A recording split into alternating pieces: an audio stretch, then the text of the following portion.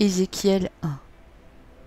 La 30e année, le 5e jour du 4e mois, comme j'étais parmi les captifs du fleuve de Kébar, les cieux s'ouvrirent et j'eus des visions divines. Le 5e jour du mois, c'était la 5e année de la captivité du roi Joachim. La parole de l'Éternel fut adressée à Ézéchiel, fils de Buzi, le sacrificateur, dans le pays des Chaldéens, près du fleuve du Kébar, et c'est là que la main de l'Éternel fut sur lui. Je regardai, et voici, il vint du septentrion un vent impétueux, une grosse nuée et une gerbe de feu, qui répandait de tous côtés une lumière éclatante, au centre de laquelle brillait comme de l'airain poli sortant du milieu du feu. Au centre encore apparaissaient 4 animaux, dont l'aspect avait une ressemblance humaine. Chacun d'eux avait 4 faces, et chacun avait 4 ailes. Leurs pieds étaient droits, et la plante de leurs pieds était comme celle du pied d'un veau. Ils étincelaient comme de l'airain poli. Ils avaient des mains d'hommes sous les ailes à leurs 4 côtés, et tous les 4 avaient leurs faces et leurs ailes. Leurs ailes étaient jointes l'une à l'autre. Ils ne se tournaient point en marchant, mais chacun marchait droit devant soi. Quant à la figure de leurs faces, ils avaient tous une face d'homme, tous 4 une face de lion à droite, tous 4 une face de bœuf à gauche, et tous 4 une face d'aigle. Leurs faces et leurs ailes étaient séparées par le haut. 2 de leurs ailes étaient jointes l'une à l'autre, et 2 couvraient leur corps. Chacun marchait droit devant soi, ils allaient où l'esprit les poussait à aller, et ils ne se tournaient point dans leur marche. L'aspect de ces animaux ressemblait à des charbons de feu ardent, c'était comme l'aspect des flambeaux, et ce feu circulait entre les animaux. Il jetait une lumière éclatante, et il en sortait des éclairs. Et les animaux couraient et revenaient comme la foudre. Je regardais ces animaux, et voici, il y avait une roue sur la terre, près des animaux, devant leurs 4 faces. À leur aspect et à leur structure, ces roues semblaient être en chrysolite, et toutes les 4 avaient la même forme. Leur aspect et leur structure étaient tels que chaque roue paraissait être au milieu d'une autre roue. En cheminant, elles allaient de leurs 4 côtés, et elles ne se tournaient point dans leur marche. Elles avaient une circonférence et une hauteur effrayantes, et à leur circonférence, les 4 roues étaient remplies d'yeux tout autour. Quand les animaux marchaient, les roues cheminaient à côté d'eux, et quand les animaux s'élevaient de terre, les roues s'élevaient aussi.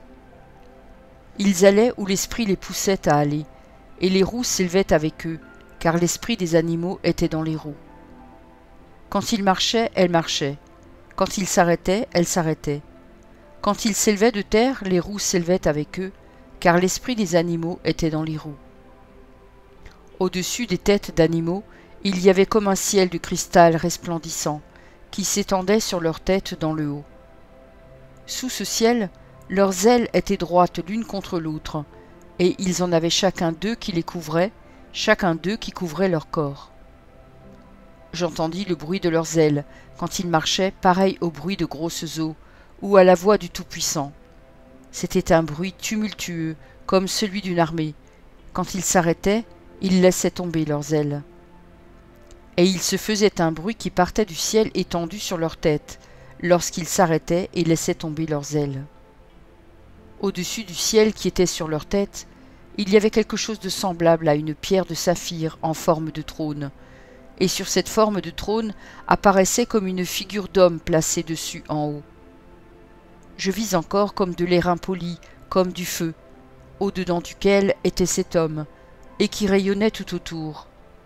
Depuis la forme de ses reins jusqu'en haut, et depuis la forme de ses reins jusqu'en bas, je vis comme du feu, et comme une lumière éclatante dont il était environné.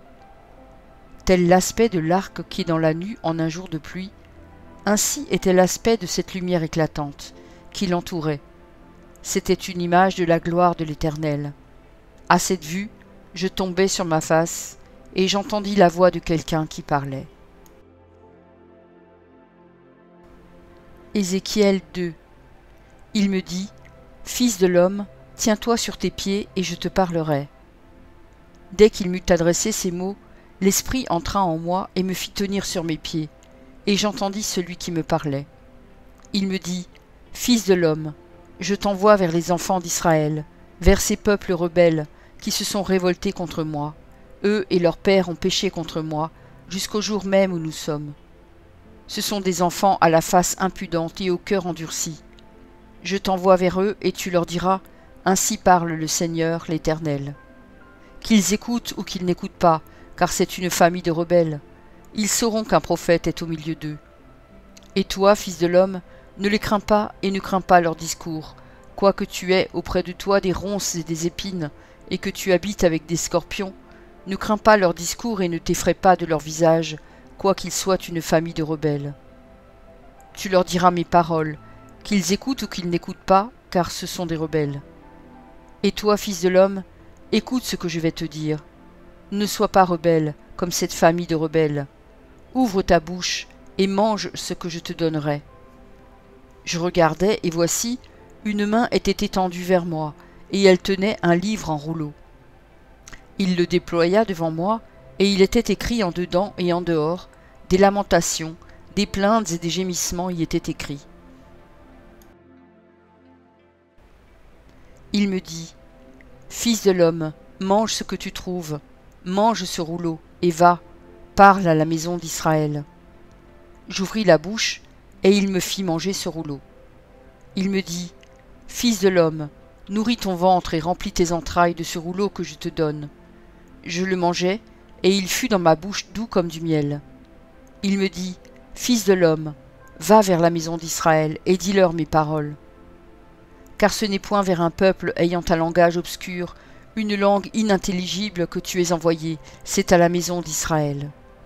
Ce n'est point vers de nombreux peuples ayant un langage obscur, une langue inintelligible, dont tu ne comprends pas les discours. Si je t'envoyais vers eux, ils t'écouteraient. Mais la maison d'Israël ne voudra pas t'écouter, parce qu'elle ne veut pas m'écouter, car toute la maison d'Israël a le front dur et le cœur endurci. Voici, j'endurcirai ta face, pour que tu l'opposes à leur face. J'endurcirai ton front, pour que tu l'opposes à leur front. Je rendrai ton front comme un diamant, plus dur que le roc. Ne les crains pas, quoiqu'ils soient une famille de rebelles. Il me dit, « Fils de l'homme, reçois dans ton cœur et écoute de tes oreilles toutes les paroles que je te dirai.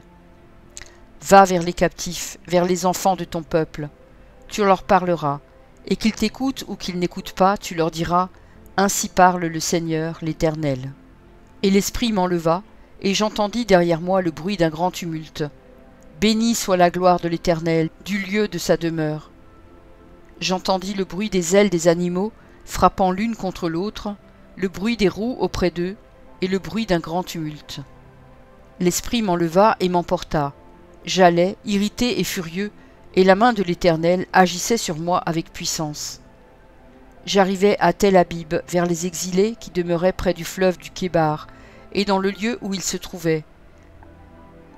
Là, je restai 7 jours, stupéfait au milieu d'eux. Au bout de 7 jours, la parole de l'Éternel me fut adressée en ces mots. « Fils de l'homme, je t'établis comme sentinelle sur la maison d'Israël. Tu écouteras la parole qui sortira de ma bouche, et tu les avertiras de ma part. Quand je dirai au méchant, tu mourras, si tu ne l'avertis pas, si tu ne parles pas pour détourner le méchant de sa mauvaise voie et pour lui sauver la vie, ce méchant mourra dans son iniquité, et je te redemanderai son sang. Mais si tu avertis le méchant, et qu'il ne se détourne pas de sa méchanceté et de sa mauvaise voie, il mourra dans son iniquité, et toi tu sauveras ton âme. Si un juste se détourne de sa justice et fait ce qui est mal, je mettrai un piège devant lui, et il mourra. Parce que tu ne l'as pas averti, il mourra dans son péché, on ne parlera plus de la justice qu'il a pratiquée, et je te redemanderai son sang. Mais si tu avertis le juste de ne pas pécher, et qu'il ne pêche pas, il vivra, parce qu'il s'est laissé avertir, et toi, tu sauveras ton âme. Là encore, la main de l'Éternel fut sur moi, et il me dit, « Lève-toi, va dans la vallée, et là je te parlerai. » Je me levai, et j'allai dans la vallée, et voici, la gloire de l'Éternel y apparut, telle que je l'avais vue près du fleuve du Kébar. Alors je tombai sur ma face. L'Esprit entra en moi, et me fit tenir sur mes pieds. Et l'Éternel me parla et me dit, « va t'enfermer dans ta maison. Fils de l'homme, voici, on mettra sur toi des cordes, avec lesquelles on te liera, afin que tu n'ailles pas au milieu d'eux.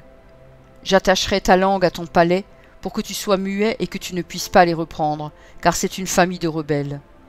Mais quand je te parlerai, j'ouvrirai ta bouche pour que tu leur dises. Ainsi parle le Seigneur l'Éternel.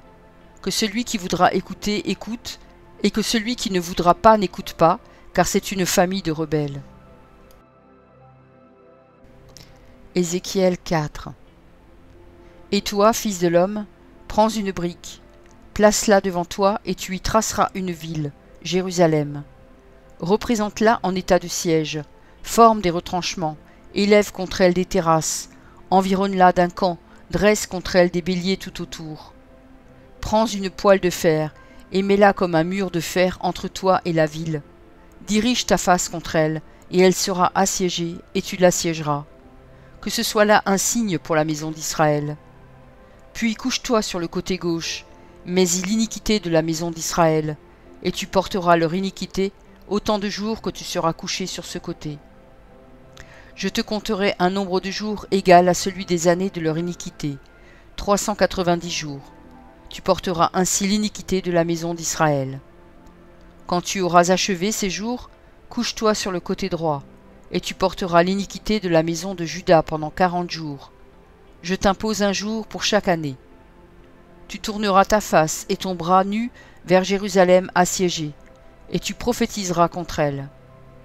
Et voici, je mettrai des cordes sur toi, afin que tu ne puisses pas te tourner d'un côté sur l'autre, jusqu'à ce que tu aies accompli les jours de ton siège. Prends du froment, de l'orge, des fèves, des lentilles, du millet et de l'épeautre, mets-les dans un vase, et fais-en du pain autant de jours que tu seras couché sur le côté. Tu en mangeras pendant 390 jours. La nourriture que tu mangeras sera du poids de 20 cycles par jour, et tu en mangeras de temps à autre. L'eau que tu boiras aura la mesure d'un sixième de hin. Tu boiras de temps à autre. Tu mangeras des gâteaux d'orge que tu feras cuire en leur présence avec des excréments humains. Et l'Éternel dit, c'est ainsi que les enfants d'Israël mangeront leur pain souillé, parmi les nations vers lesquelles je les chasserai.